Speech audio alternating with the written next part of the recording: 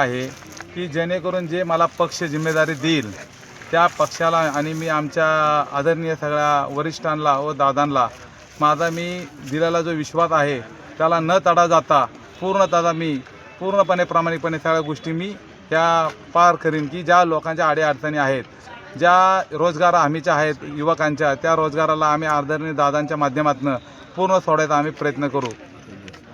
ठाकूरगण माझ्यावर प्रेम करतात